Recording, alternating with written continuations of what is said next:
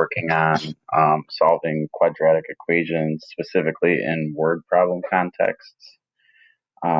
So first off, before we get into it, a couple things that we want to remember that we see at the top in our warm-up was when we solve a quadratic equation, we're really finding the zeros.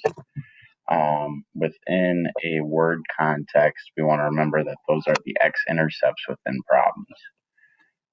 We also want to remember that when we solve the solution for a quadratic, first we always need to get our quadratic function equal to 0.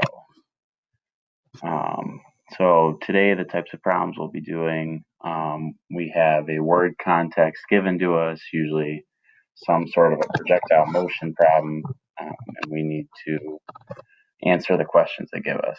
So in scenario 1, we have a diving bird that's swooping underwater to catch a fish for dinner.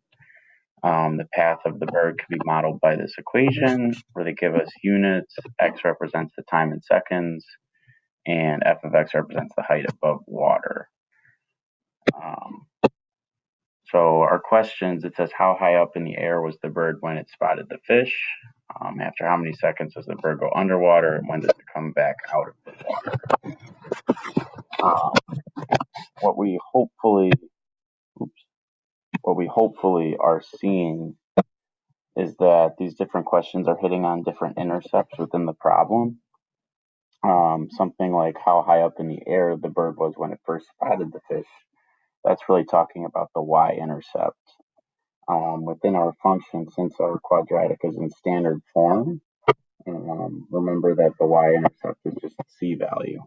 So our y-intercept is at 0, 15. So our height was at 15. For units, maybe we'll say this is in feet. So 15 feet high.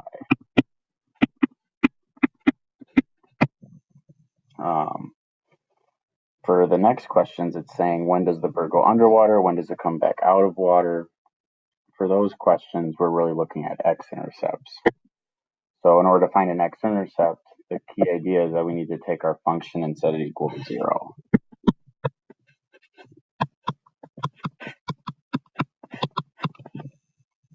And hopefully we're seeing once we set this equal to 0, this is just a quadratic equation to solve. So we can solve this by factoring.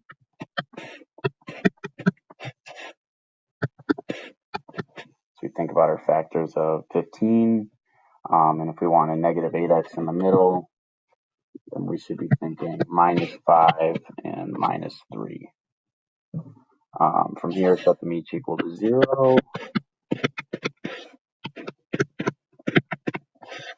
And solve. We get x equals 5 and x equals 3. So now we can answer our questions.